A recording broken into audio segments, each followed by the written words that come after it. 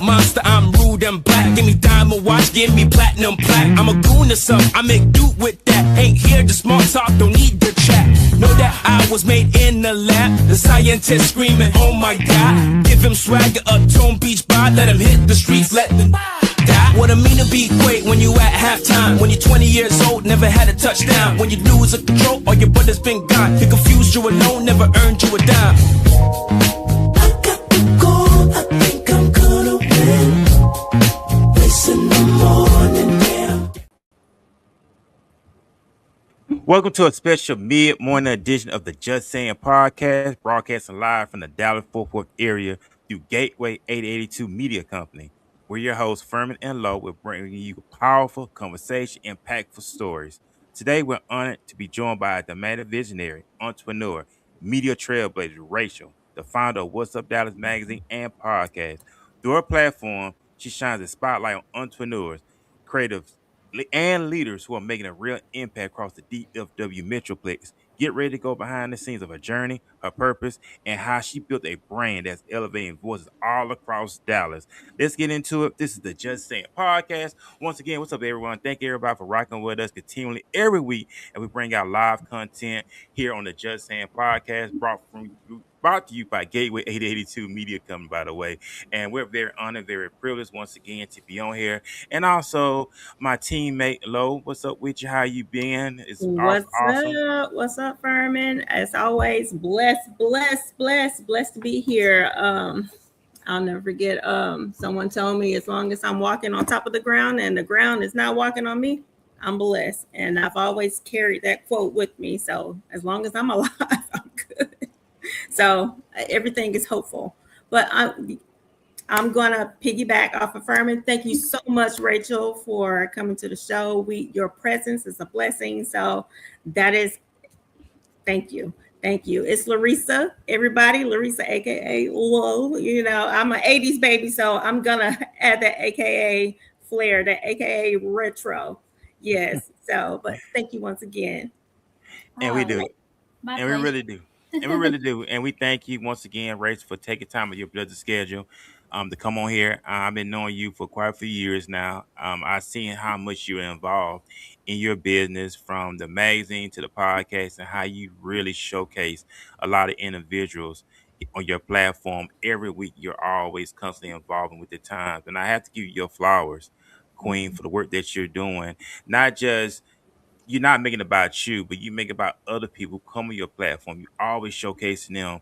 It's just like, look, I always had that servant heart and always pouring into others. But we want to pour back into you. So today is all about you, because the title of the episode is the voice behind Dallas culture and media.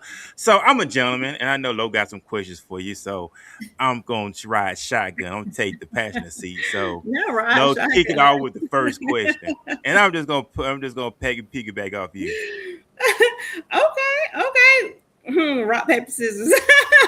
All right. So, look here. Look, he threw me off a little bit, you know. Okay. So this is what I wanted to ask you. This is something that Ferman and I have talked about. So, it is about being just natural. I feel like just being intimate about questions is super important. It really connects to the audience. So, first question: what was the spark that inspired you to start the magazine or the podcast? So what was it? What was it that sparked you? Oh, that's a good question. Okay, so my vision actually came from watching media channels, you know, like the news channels. They're always reporting a lot of negativity, a lot of, news that really makes you sad.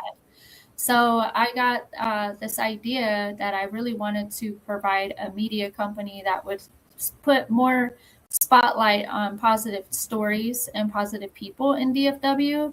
Me being here for 43 years in Dallas, I know that Dallas has a lot of good things to offer. It really does a lot for the community. Like, there's a lot of people out there doing stuff that really is making a difference, and they haven't had their story heard yet.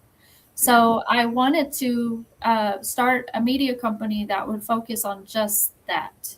Like, I know people need their accolades. They need their recognition. They need to be heard. You know, you have the little guys doing all the work. And with big media companies, they really focus on who's going to pay them the most to be on their show, which is kind of one of the things. They're not really focused on the positive message that out there. They're more focused on the, you know, who's going to keep their media company running. So I just wanted to be different. I wanted to focus on that, and I prayed about it. I asked God to, you know, give me a vision, something that would make an impact, something that would be different from everything else. And he just kept saying, "What's up, Dallas?"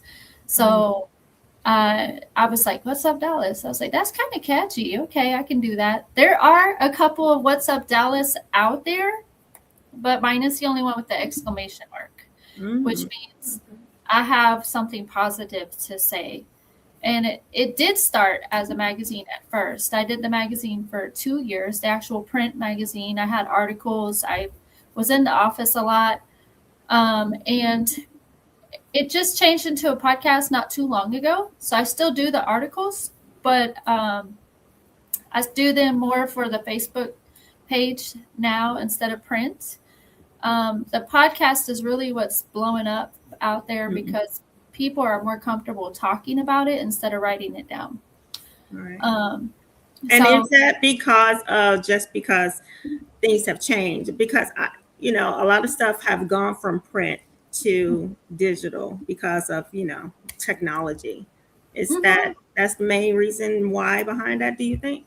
I think there was more interest in people doing the podcast more than they were about getting an article in a magazine. So it's good to have something tangible that you can read, something that you can be like, look, I've been, you know, featured in a magazine, right? But when you have that podcast, it's actually more available. It goes out to more people, like us talking right now. You know, you have your platform, my platform. We have Facebook, we have StreamYard, we have, you know, it could be on Spotify, all that kind of stuff. A podcast will reach more people than a tangible magazine article will. Absolutely. So those are some of the well, that's one of the challenges that you.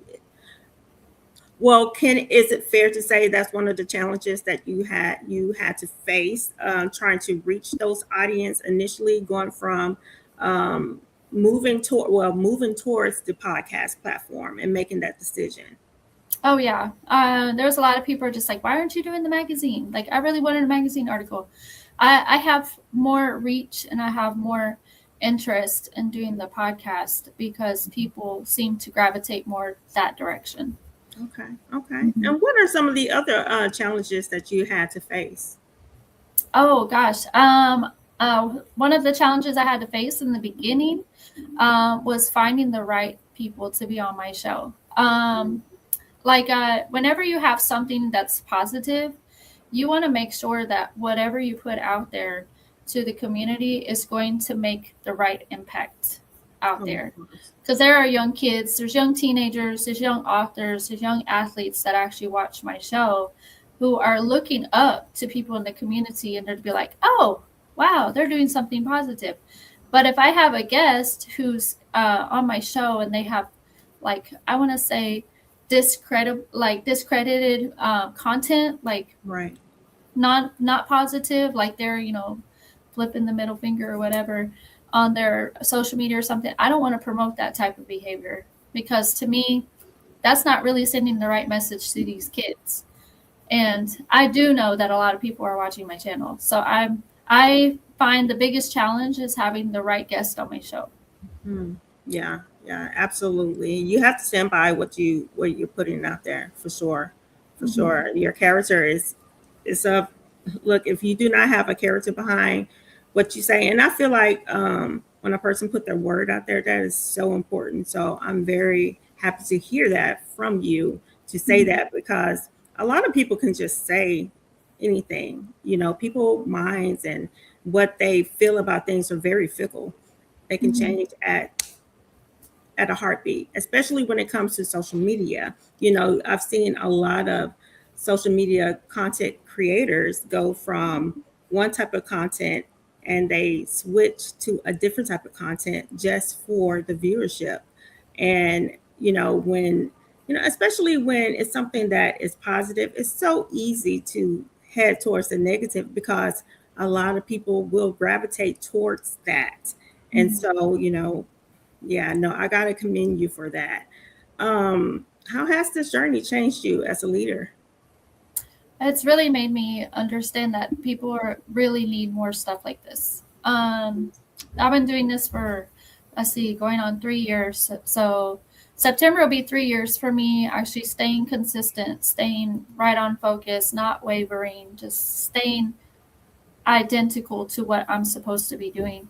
And how it's changed me is understanding that even if I take a little break, because sometimes God calls us to take a break, Yeah. To mentally assess.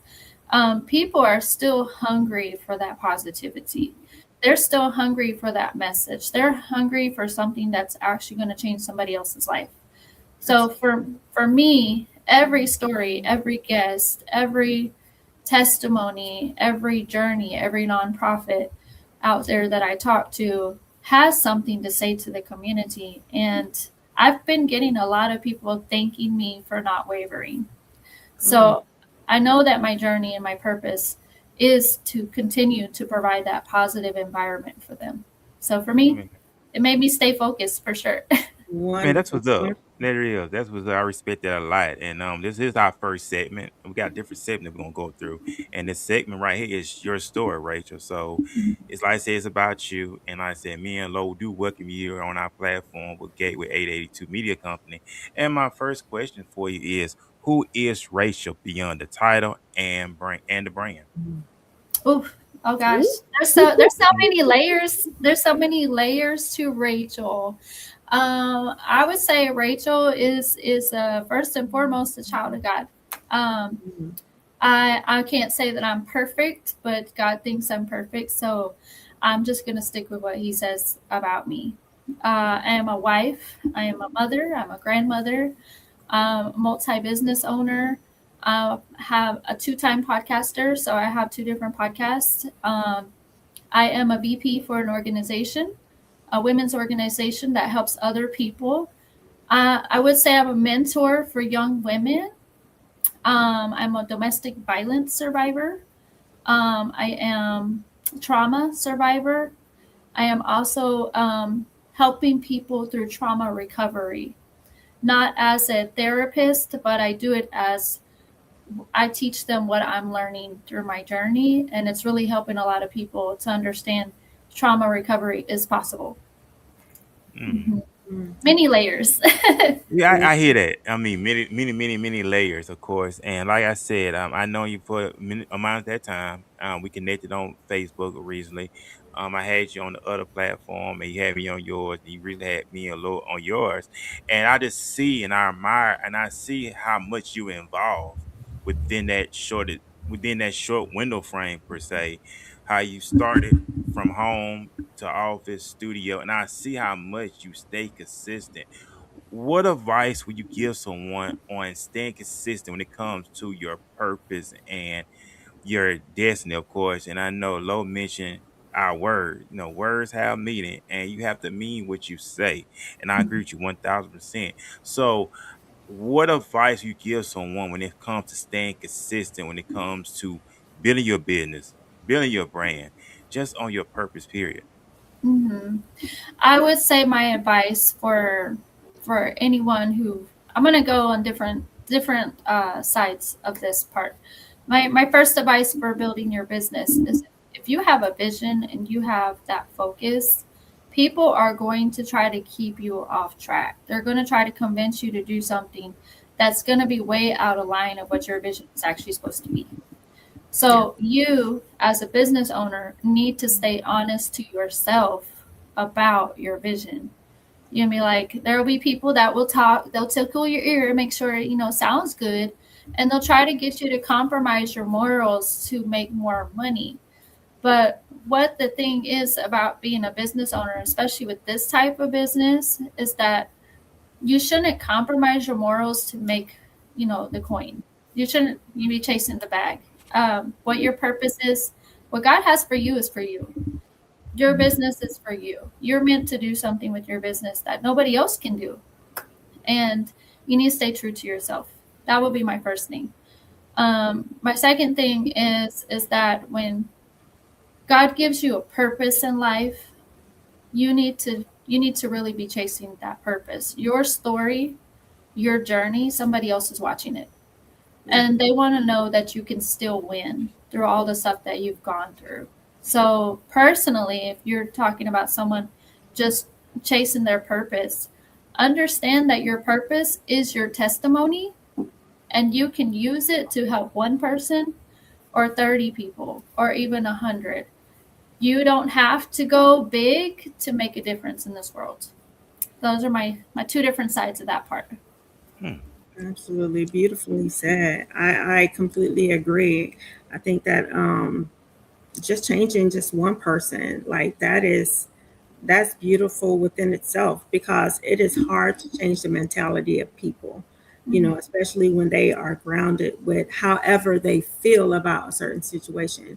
And people want to be inspired. And this is just going back to what you said. People want to be inspired by stories that are um, close in their realm of what they are going through. I think that is the reason why, you know, that is the reason of fellowship at church sometimes, and how a lot of people can feel the compassion and things that the pastor, minister, or, whoever is up there speaking at the moment, when they can relate to the things that is going through, especially with the spoken word of the Bible and things of that nature. So, yeah, no, I absolutely agree with that. That is, yeah, no, that is true.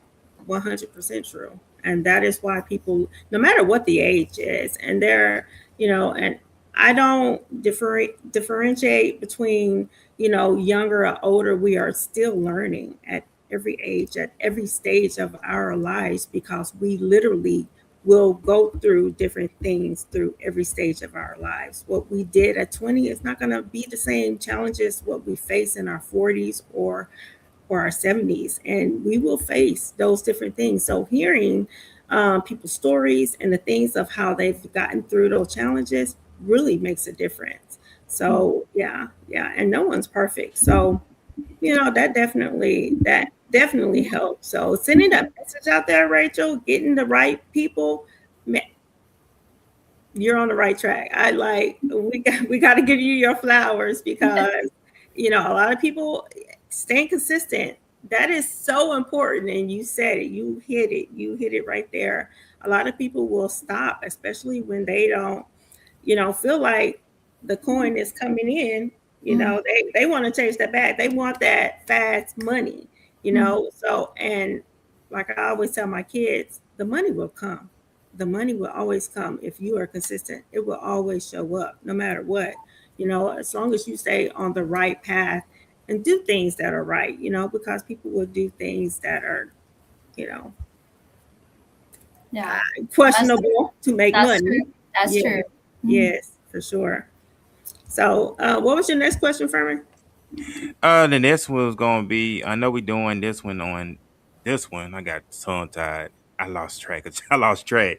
But we're gonna get. I know you mentioned DFW. I know you mentioned Dallas. I know you mentioned how much the culture and history is here in Dallas. But why, when you created What's Up Dallas, why when did you knew that it was the perfect time to start showcasing the city and the surrounding areas in the DFW?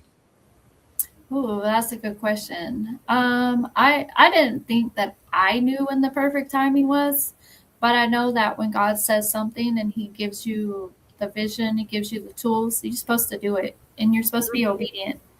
Um, so whenever I had the time, whenever I had the vision, I had the name, I just jumped into it, honestly, with no hesitation.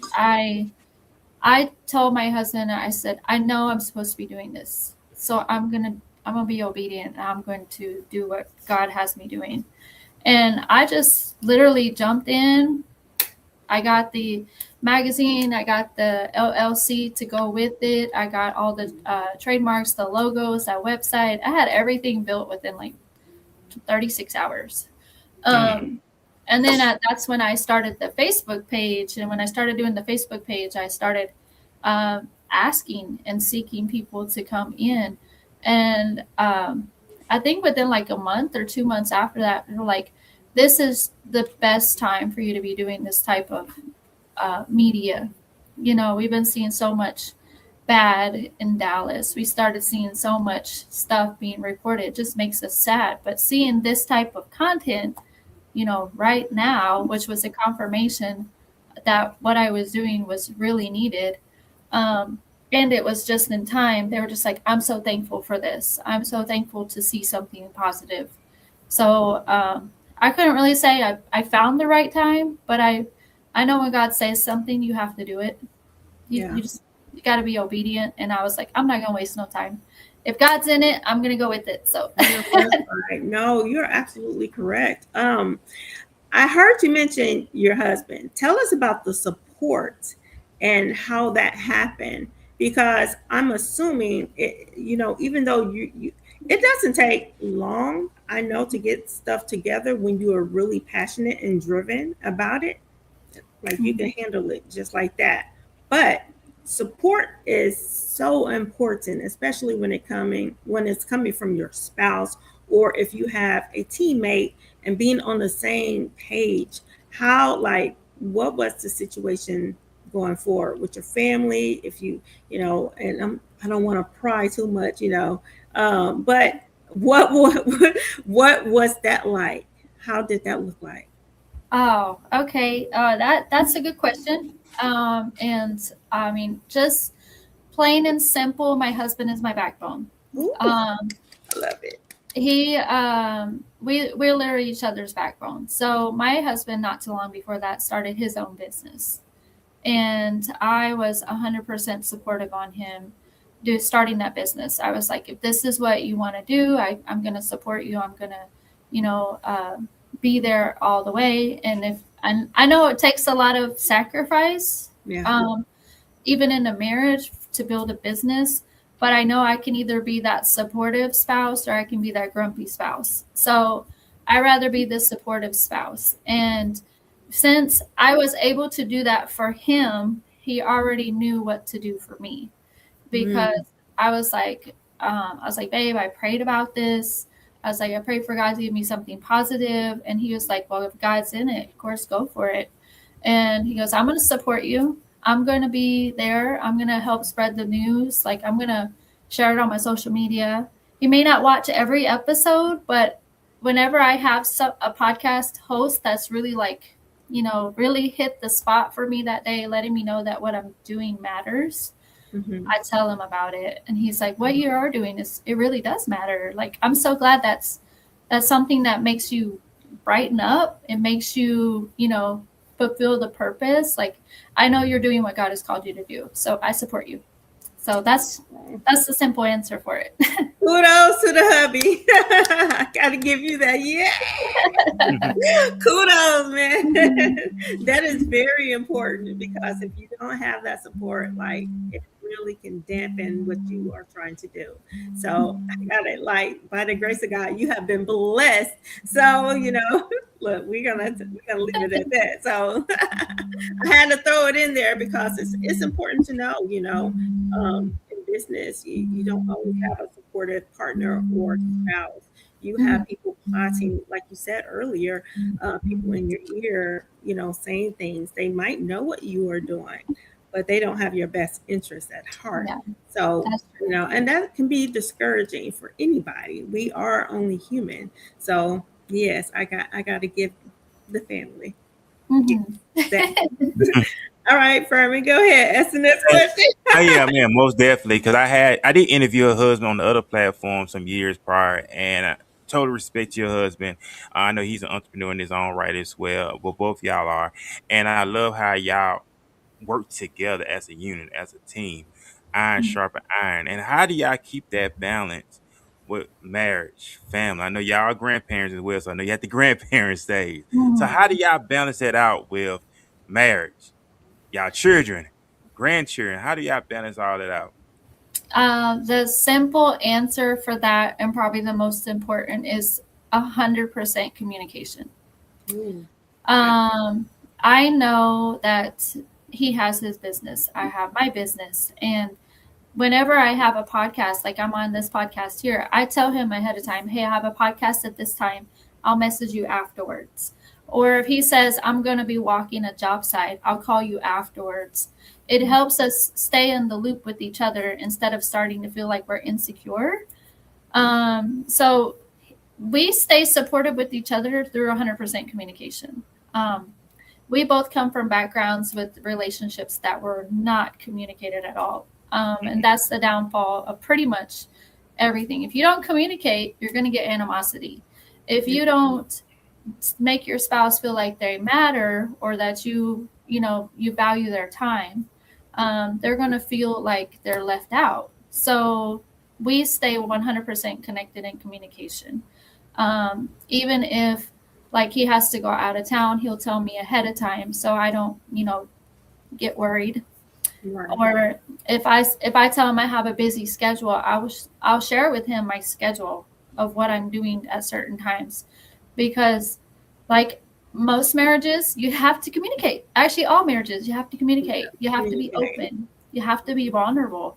And there are some times whenever I get a little bit of doubt in my thoughts, because I'm an anxious person. I'm recovering from being an anxious person, but I dealt with a lot of trauma. So my husband sees those things, and he actually pulls me aside and says, honey, can you please like explain to me what you're thinking, what your thoughts are? He's just really taking that time to make me feel more secure about things. And as a married couple, having someone like that in my life is unfamiliar to me.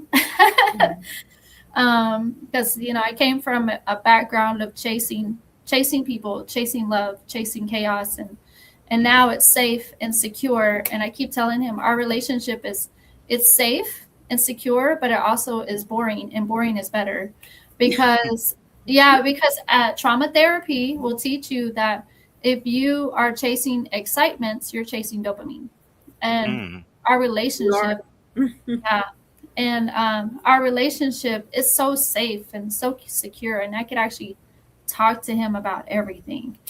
And that is why I'm like, wow, you're like nobody else I've ever met.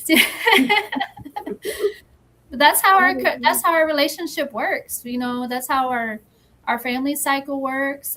We communicate with our kids too. Our kids are mostly adults. One of them is a senior this year. Okay, congratulations Ooh, on that. congratulations. Look, you're almost empty nesters, right? Not really. Three of them live with us still, and two of our grandbabies live with us. So it's not an empty nest. It probably never will be. They rely on us so much for everything, even for that emotional support. So, I just want to kind of throw this in there for anybody who's listening. Us as parents, our kids are watching us. So even our adult children they've even commented on this. They're like, I admire how you and dad talk to each other, because you are showing us that a real secure relationship actually exists. I want that. So it gives them something to strive for, Ooh. So Yeah, my son That's told awesome. me that when he was small. It's something about children. They will humble you, and they will give you like surprises, and it could be very small verbal, and it's the very small verbal exchanges that will make you feel full of joy. Yeah, I can't explain it. As a mother, it just naturally happens. I do understand that. Yes, that's wonderful, actually. even our Yeah, that is. grandkids too. Our grandkids are even like approaching us, and they feel very secure with both of us. It's like it's their safe place. So Yeah. we want to be that safe place, and our house is a safe place. So that's why the communication has to continue. Oh, Man, that's yes. awesome. I like that. I It like that. That's is. awesome. And I know y'all mentioned y'all both came from previous, not so good backgrounds, from Mhm. past relationships, and then y'all came together. And I know it could be very, very tough and very hard, because I've been through that before myself, and I know how it is. But the whole recovery and trusting God in the process. how was it for both y'all to be able to trust God and be able to trust to love again? Because I know that could be very, very bitter. Because I know I've been through that before, where you feel paranoid, like, does this person really care about me? Are they taking advantage of me? Or and then at the same time, you can't be in fear. You have to trust God. You still can't. You got to trust Mhm. the person that's before you. In my opinion, you can't compare what happened in the past to what's going on current. So Right. what did y'all do? Did y'all just put everything on the table? Like, hey, this is what I went through. This is what you've been through. Okay, that's our path. This is something new. Did y'all do anything like that? Well, kinda. There's multiple layers. So my husband wasn't really fully aware of my trauma until literally last year. Mm, Because I held a lot of stuff in because I was still living in survival mode. mm, So when I met him, I had not just divorced my second husband, but I left that very abusive mm, relationship. So I was trying to find myself again. And when I met my husband, I was at the point where I was like, God, I just give up. I don't want to search for nobody. Tell you. I'm tired of this. People just, you know, leaving and all that kind of mm, stuff. And I just want to focus on me. Like, I yeah. was like, God, I just want to focus on me. So I think for 3 months I was in that I'm going to focus on healing me moment. And a pastor at my church told me, if you're looking for a man of God, you need to be specific about your prayers. These certain things you're going to look for. So this is the funny part. So I wrote a list of all the things that I was looking for in my future husband. And one of the things at the top of my list was, I want him to go to church with me. Nobody else has ever gone to church with me. So I want him to love you, love me, and love the kids. I want somebody that's going to love you first, God first. Um, I want somebody that's going to accept me. I want somebody that's not going to be tempted to drink or do drugs or going out to party. I don't want somebody that's going to be tempted to, socialize with other women, all that kind of stuff. Like, I was very specific with my list. And I said, God, if you send me this person, I'm not going to question it. I'm not going to question it at all. So my husband, before I met him, he was already out of recovery from alcoholism and drugs, Mm, and the partying scene for 4 years. We actually met at the gym, and I was like, wow, like, he's really handsome. But I was still like, God, no, I don't want to do this again. But he became my gym partner first. And the biggest turning point for me was, I invited him to church. It was like a Wednesday night lunch or dinner service and stuff. And I was like, hey, I'm going to go to church this Wednesday. Do you want to come with me? I was like, I feel like you might enjoy it or something. And he said, sure, I want to go. Let's go. And I was like, you do? Like, you want to go? Like, that's weird. Nobody ever wants to go with me. So I was like, okay, well, maybe he might be a little different. So we were dating for, I think, 6 weeks before we decided to just lay it on the table. I told him that I didn't want just a regular relationship. I said, I'm not girlfriend material, wifey material. If we're going to be in a relationship, it's either us or nothing. Um, I'm going to tell you, I don't want to be second guessed. I don't want to be put anywhere behind. I was like, I need my man. I need my man to just literally be 100% there. So he was just like, okay. And I was like, okay, what? And he goes, I accept it.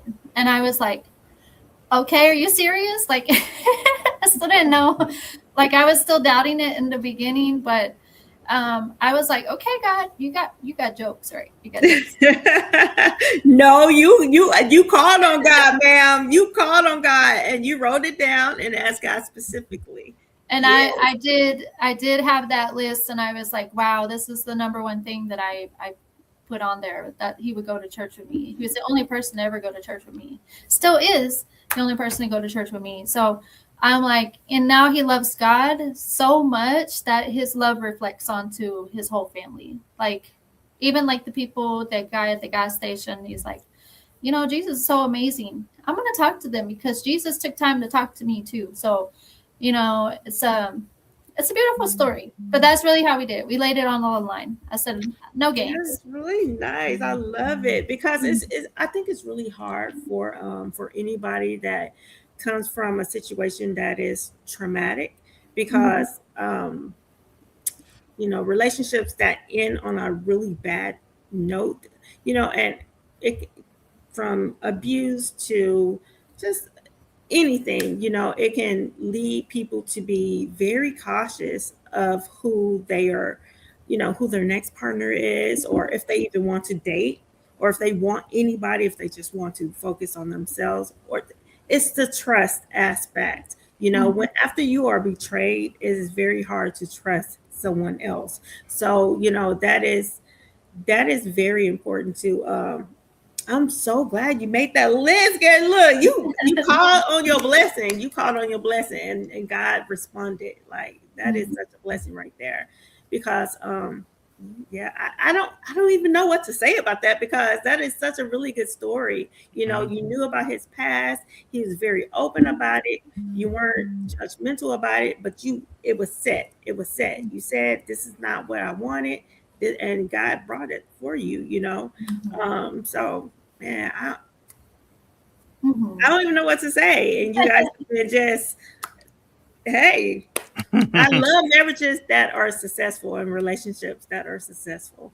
That is such a great thing, especially when it comes to business, because and that's one thing, and future podcasts to speak on. When couples compete with each other, especially when it comes to businesses and money, I think that's something that people talk about, but it's not really talked about. But we will say that for another day. And to have the support of each other for your businesses, that's rare, to tell you the truth. It's very rare, because the ego aspect within relationships it can break that relationship. So the support, and that's why the question behind the support of family, your spouse, that's where it really came from. So it's beautiful to let people know out there it can exist, it does exist, and it happens. And your platform, your podcast is successful because of that support. He has helped you along the way. So, what can you say about that? It is what it is. Thank you, God. Yes, ma'am. Yes, ma'am. So going back, I do want to go back because I do believe that, speaking some on your personal life is good, but I don't want to be out, I don't want to put your personal life just out there on social media. But I want to head back to the business side of things. How do, I know you mentioned guests. And making sure you have the right guest on the show. How do you turn a situation around when that guest does not happen to be what you Receiving it well? Yeah. Because it happens. It definitely happens. Yes. So how because that's a pressure within this business, I definitely feel like, some podcasts, you see some people and some guests, they will crash out a little bit. So I'm just like, ooh, okay. So how do you handle that type of pressure? That's a really great question, actually, because I really only had to refuse, two guests. The first one was a misrepresentation email. It was a lady that portrayed that she said this person, this business owner, is a good business owner, a great family man, all this kind of stuff. She thought he would be a great guest on my show, and he's a great father figure, great entrepreneur in the community. And I was like, okay, well, tell me a little bit more about him. So I called him and I talked to him. So she was trying to portray him as a godly man, one of those figures that people would look up to, but he was actually owner of a strip club and a restaurant that attached to both of them. I was like, okay, so I'm not seeing how this is actually like positivity, because to me, I don't think strip clubs are very, youth friendly. And I'm not going to, put that on my YouTube channel. I'm not going to put that out in the public that you own a strip club and a restaurant. I was like, there's no positivity in that for me.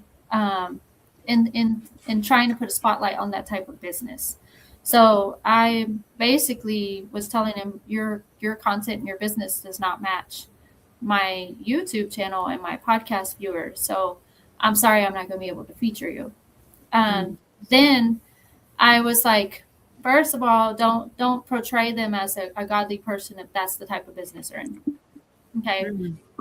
That's just me standing on my standards. I have standards, and I refuse to put that type of business out there. So the second one was someone who came up from the south side of the city. They were making a name for themselves in fashion and being a business owner, which I have no problem with that kind of stuff. But his content was like, F this, F that, flipping the bird. And, his content didn't match the type of personality he wants to portray on my channel. So I told him, based on what he was presenting to the public, I could not feature him on my channel. And it's like every time he wanted to be on my podcast, like I almost interviewed him, but something said, no, don't do stop. it. Like the voice, like 3 times in one day, said, no. Like I kept getting that block. And I sent him a message and I told him, I'm sorry, I'm going to have to pass on this podcast out there. He still follows me on social media, still actually. But he sent back a volatile email. Ooh. Because of my rejection. He says, you're crazy. I don't understand why you would reject people like that so close to, viewing, filming our stuff. And I said, I will understand that what's for my channel is for my channel. And if something tells me not to interview you, I'm going to listen to it. Because, and then the response after I got with the email confirmed that I should not have any type of business with this person. Yeah. So I was like, whoo, okay, I think I dodged a bullet on that one. So really what it is, like me as a podcaster, I stand on my standards. Yeah. I stay true to myself. And if I say it doesn't match, it doesn't match. And if y'all get mad, I'm sorry you get mad. But, you gotta stick to it. You gotta stick to it, sis. Yes. No matter what, you gotta stick to it. Look, funny story. Okay. Funny story. Okay. So I had a really bad accident. Okay. I'm so sorry. Look, I'm laughing before. So I had a really bad car accident, right? And after that, I suffered from a really bad concussion. And like where I lost memory, it was really bad. Mm-hmm. And afterwards, when I actually bought another vehicle, and it ended up being an SUV. Now, I don't have small children. All my children are grown adults, okay? Mm-hmm. I don't know why I bought this SUV. So, oh my God. On my, I was just talking noise. Oh my God. Honey, when I tell you I got a phone call from my father-in-law, he was like, are you okay? I was joking. I was like, huh? And I felt so bad. I was like, he's never heard me curse he never will. And I was like, okay, I'm gonna put it on private. I'm gonna take it down. I'm gonna delete it, right? Now, I mean, I felt like, okay, I'm sorry. I mean, like, but I was like, oh my God, he got on my tail, boy. And I was like, yeah. But that was a lot, that was a lesson. You have to be careful. You have to be careful because because he's not on social media. Someone else told him, someone snitched on me. And I was like, oh my God. I was like, yeah, no, lesson learned. Don't put this on there. And it wasn't even like a bad, I don't even know what I said. It was like a bad word, but it wasn't even bad. But because he wasn't having that. He was like, no, I don't know who you think you are. But I was like, okay, I'm taking it down right now. I said, I'm sorry. I was so embarrassed. And I was like, oh yeah, no, he was right.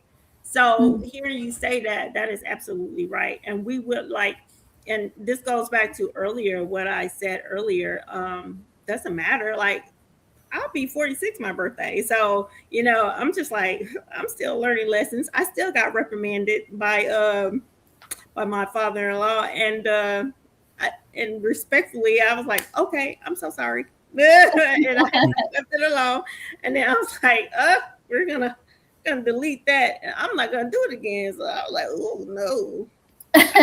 I was scratching my head. I was like, dang, what did I say on that? So I was like, I looked at the video and I was like, I think I only said like the S word. And I was like, because he's never ever heard me curse. Never. And he never will.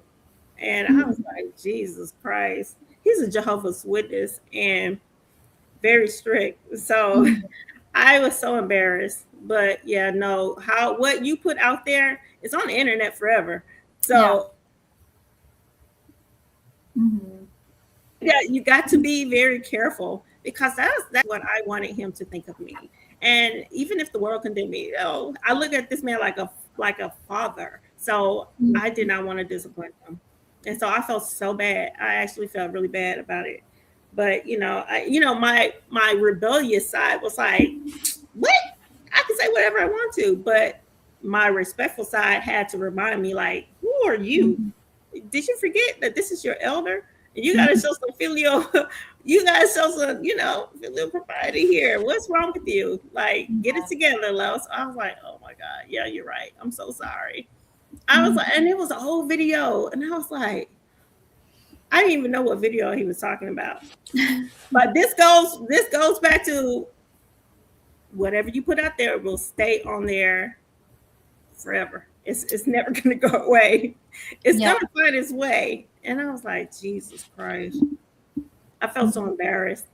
So I had to rethink.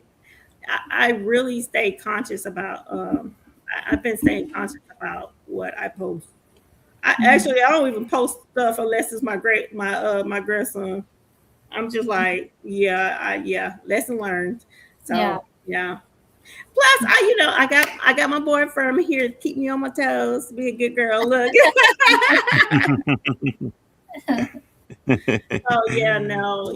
But it does not hinder us from trying to do things in the community that is positive, just like you, Rachel.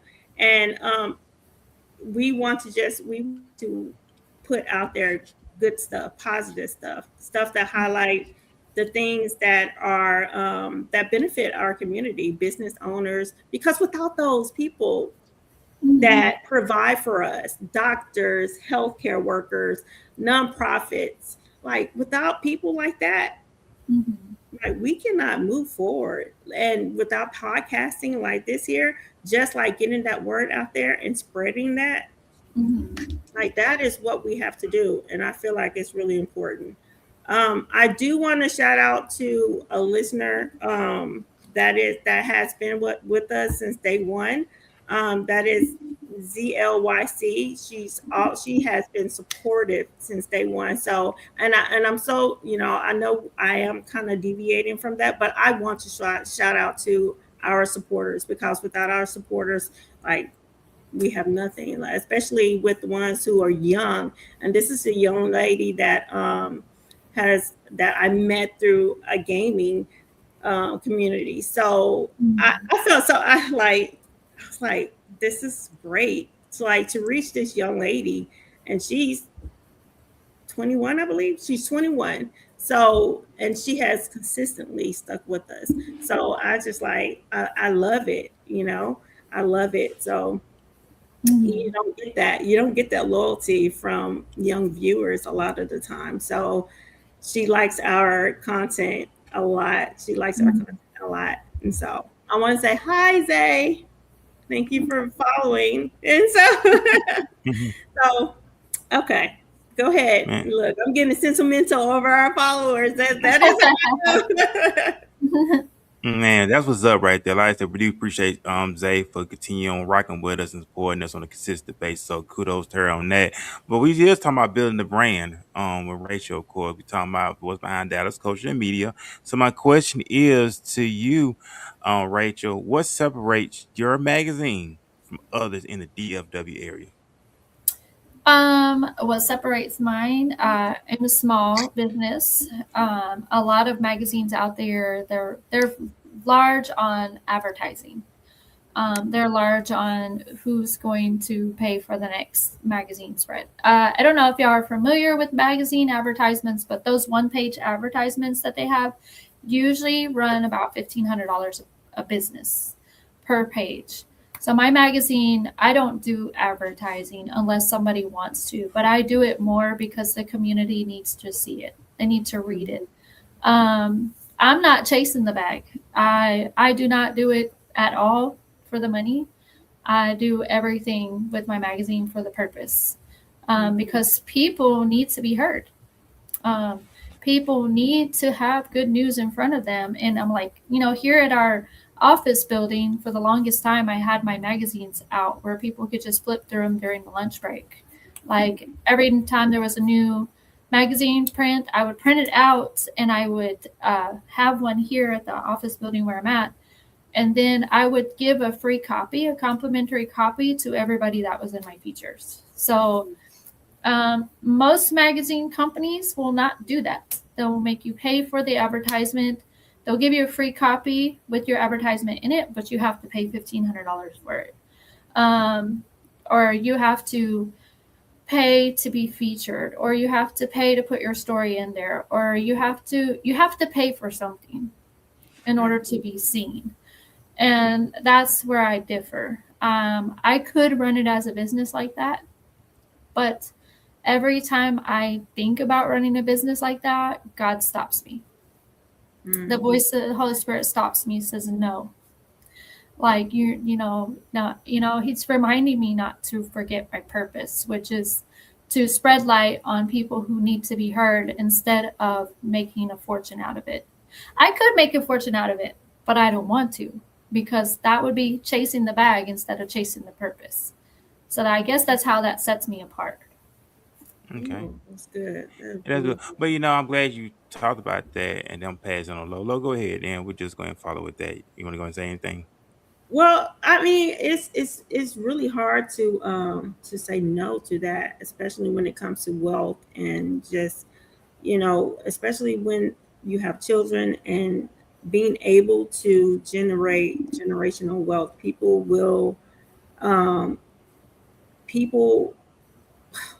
it just reminds me of the I don't know, my friend and I was talking about the story of Moses, and it reminds me after they crossed the sea and how I don't know, it was just, I don't know, I just had a little moment because we had a long conversation about it, and how the people kept complaining, and what are we going to eat, what are we going to have to drink. And even though it was provided, it still wasn't enough.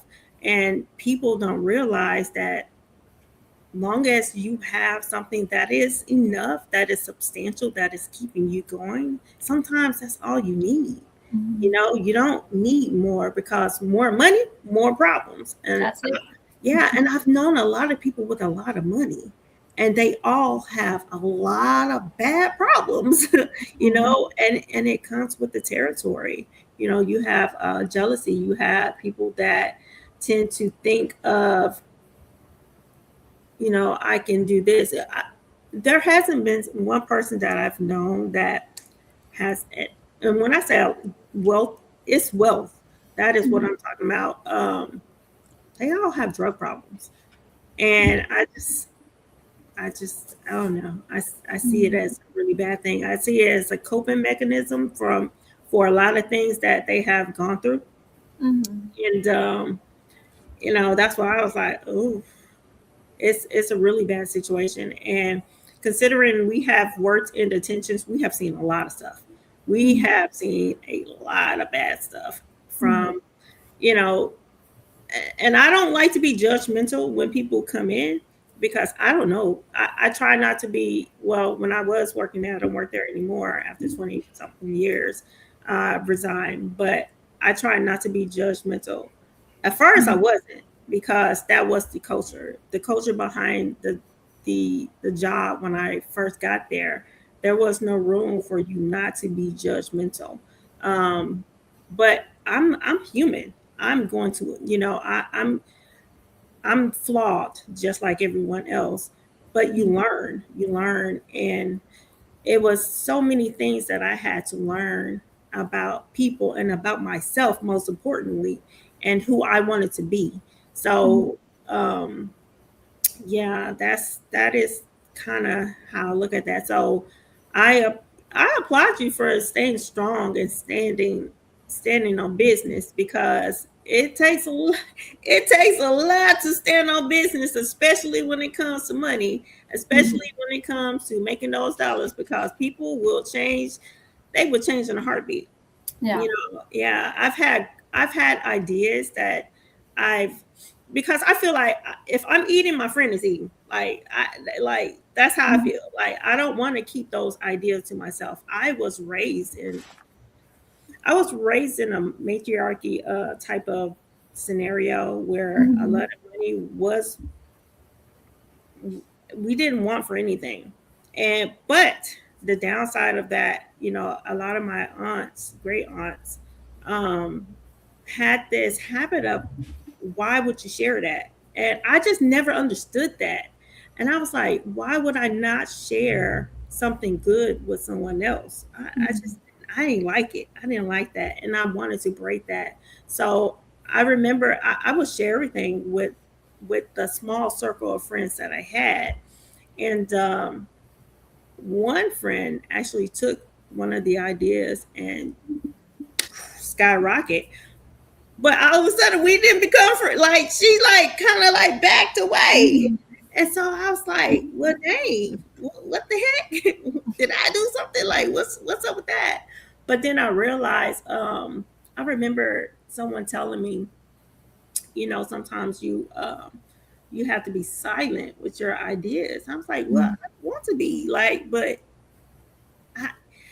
so you have to kind of differentiate who is really in your back, in your circle, who's really in your backing, who, I don't know. It's very hard to do that. That's why I say it doesn't matter at what age you still learning on a daily basis. So I know with having a business, you have to stand firm. That's the only thing I do know. You have to stand firm in your beliefs and what you want to do and how you are going to just portray your goals moving forward. Yeah. If that's not what you say you're going to do, stick to it. 10 toes down, stick to it. That's what you're supposed to do. Because like I said earlier, people are fickle. They are very fickle. Yes. And it's unfortunate, but I love what you are doing with your thing because it is hard getting in the podcast business right now. I feel like it is because a lot of people are doing podcasts. So to make podcasts stick out, and to allow your podcast to kind of get its following. And that's the question that I am leading into. What is your approach to getting, is it just staying straight to what you have decided you wanted to do as far as the business behind it? How do you make sure that you are getting those followers? What was your approach to that? Because I think that's important.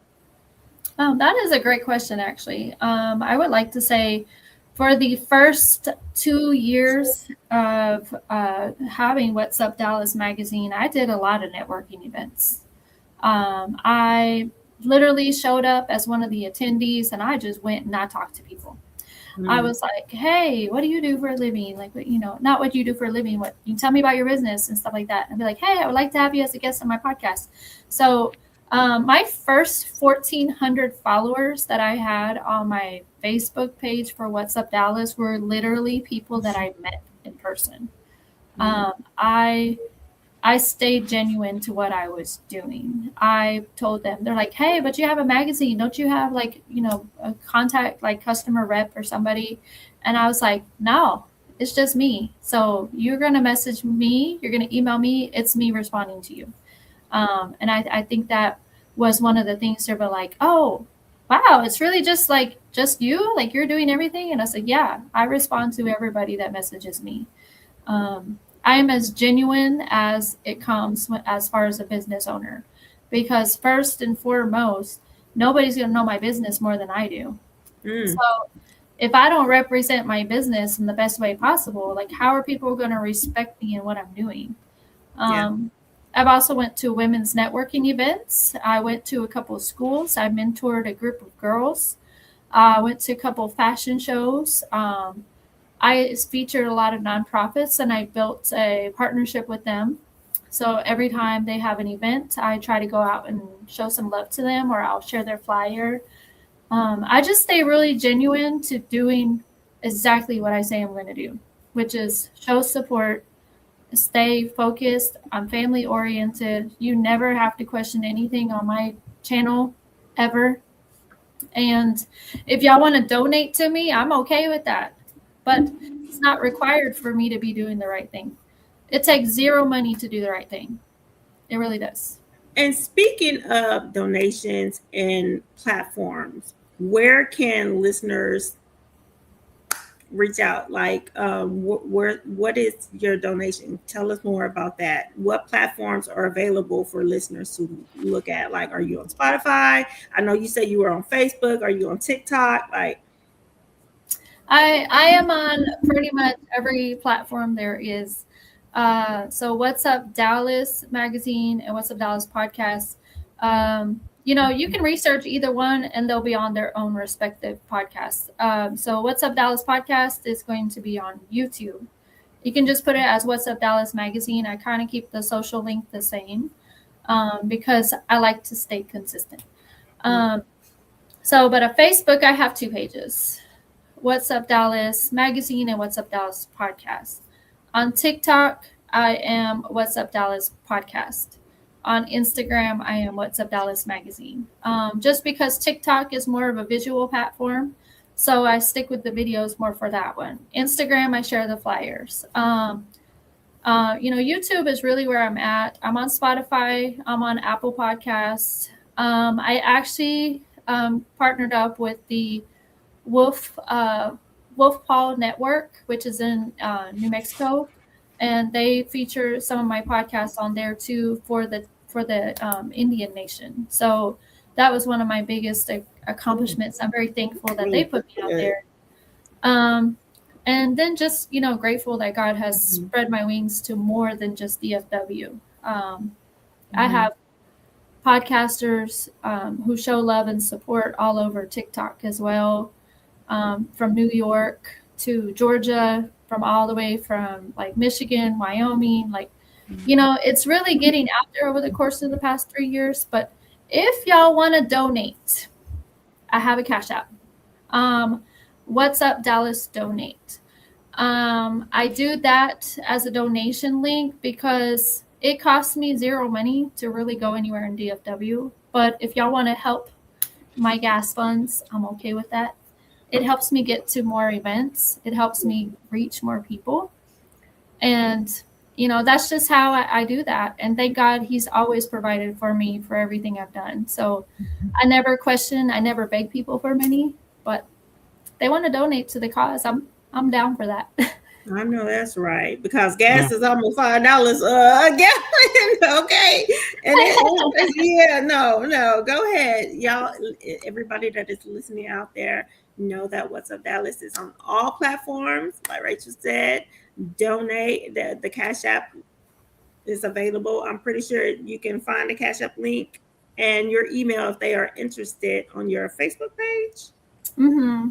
Yes, So, I have a QR code also on my Instagram too. They want to donate there. okay, good, great. So, look, we encourage everybody to go ahead and do that as well. Your support, your support, really, by listening to the podcast is the most important, because it's the message, and that is what is so important. It's the message. We cannot forget about the message. So, let me ask you a question. I do have another question. I know we have reached that time, but I want to ask this here. Where do you see everything in the next 3 to 5 years? You know, that is like standard question now. So where do you see the company in the next 3 to 5 years? I can see the company blossoming to having more employees. That's Okay. right. Because I know that with the business, you have to have a community of people that do stuff. Like, right now, I do the podcasting, I do the magazines, the articles, the social media outreach, and all that kind of stuff. But I have been praying for God to give me a team of people where I can actually hire people to do certain things, certain tasks, and I can delegate it to where I'm not spending 100% of my time, focusing on the social media part. It takes a lot of time. Let me just put that out there. It takes a lot of time, and I would like to have a team that I can employ that actually wants to make a difference too. So I'm praying for that over the course of the next 5 to 10 years. I don't see me just sitting in a single office, like, just existing by myself here. I would like to have a full floor of people actually working. And I would like to employ people that really, really want to make a difference. So that's where I really want to see myself in about. And remember, all you broadcasting students at these universities and colleges can also probably reach out as interns, because experience is the best experience. You are a well-known platform, and it makes a difference when you shadow and have the experience to put on your resumes. So that is beneficial to both parties. Okay, so we got to put that out there, because we got to help each other. We have to help each other, network with each other, because it's an advantage for all parties involved. Here we go, because I know it's time. What message do you want to give to the people that are watching?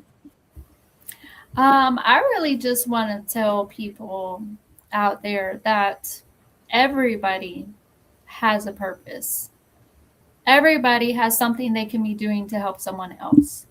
So even the smallest little voice, the little 6-year-old in the classroom, still has a voice that can make a difference if they speak up. So my thing that I would like to tell you is that if you have a purpose, like you feel like your story or your journey, your walk could change somebody's life, don't hold back on that. But I would like to tell you that you will know when you're ready to do that, when whatever you went through or whatever you're going through doesn't hurt so much. Because I was talking to my daughter about this. We did Turning Pain into Purpose yesterday on my other podcast. And she's like, how will I know that I'm ready? I was like, well, that's a great question. For all the people out there, you will know when you're ready to walk in your purpose. First of all, God will tell you. He will give you a sign that you're ready. Second of all, when you are speaking from healing instead of hurt, you will know that you're ready. If you know that your story will inspire instead of cripple somebody, you know that you're ready. So, just your voice matters. Your purpose matters. What you do as a business matters. Stay true to yourself. Don't waver. Don't compromise. just keep doing you.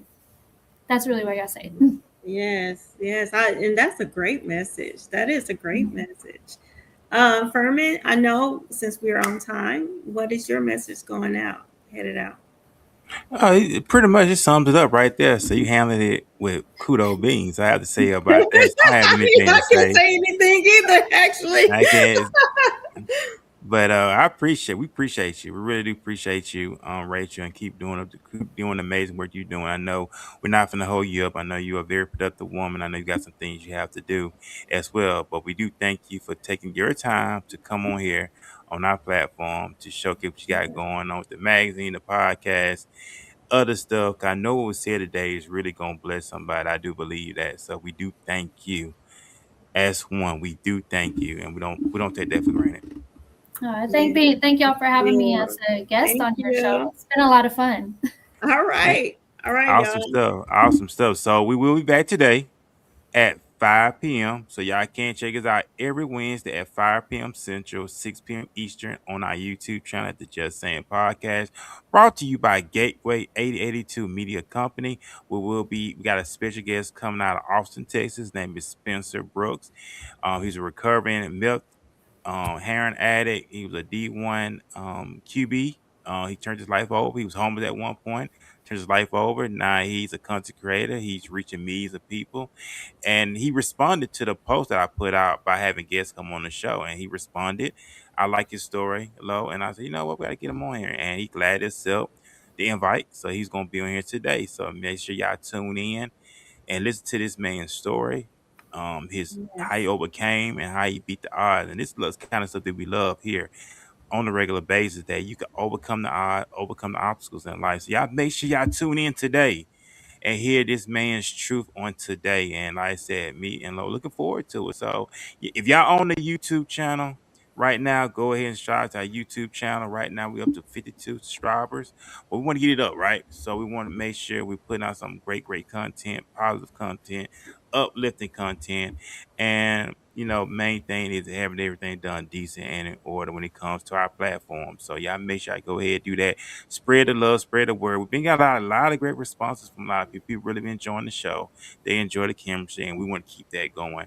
And so Yes. we want to thank y'all for that and really support that. So eventually we're gonna have some donors as well. Donors, sponsorship, you name it. We are open to it. It is time. Because somebody keep getting on me about that. They keep asking me about that, and I just love doing it. But it's like, nah, you don't have to start getting paid for the stuff you're putting out is pretty good. All Yeah, yeah, right. And most definitely. Hey, I do want to say shout out to Audrey. There is an autism event because I do want to tell the viewers about that. go ahead. She's been on our show for quite twice at least, and she wanted me to tell the viewers that the event that we talked about last time will be held April the 11th. We will put the information up on the 5 p.m. show. So I do want to say, please go ahead, tune in to us at 5 p.m. so you can get that information as well. Man, awesome stuff. Appreciate you as well. Before we let you go, Rachel, do you have any words of advice, any sounds of wisdom we'll leave you listen honest and we're gonna let you go? Just pray about everything. That's really all I gotta say. I have little flyers here. It says like in happy moments, praise God. In quiet moments, praise God. In struggles, pray for God to help you. And then like in the moments where you're unsure, just listen to him. But either way, you have that relationship with God. It's not a monologue, it's a dialogue. So you have to talk back to him. And don't be afraid to tell him, God, I feel like you let me down. Okay. He really wants you to be having that relationship with him, where you are just vulnerable with him. I think one of the people I talked to yesterday, he was talking about prayers like a relationship. And, even if it starts with, God, I feel like you let me down, he wants to hear from you. And then you have to be having that conversation, because like a good father, a father is going to give you everything you want. But if you don't communicate like differences of what you're asking and what that is, he's going to give it to you. No matter, God's going to provide for you. But he wants that conversation because, if he's like, yeah, I want to give you this, but how would you like me to give it to you. Like, what kind of interest do you like? He wants to hear that kind of conversation. God knows you, but pray about everything. Rachel, I think you hit a spot for me. Lord have mercy. When you said, God, you let me down. People don't say that. So I think you hit a spot for me. You have to be vulnerable with God. You have to be vulnerable with God.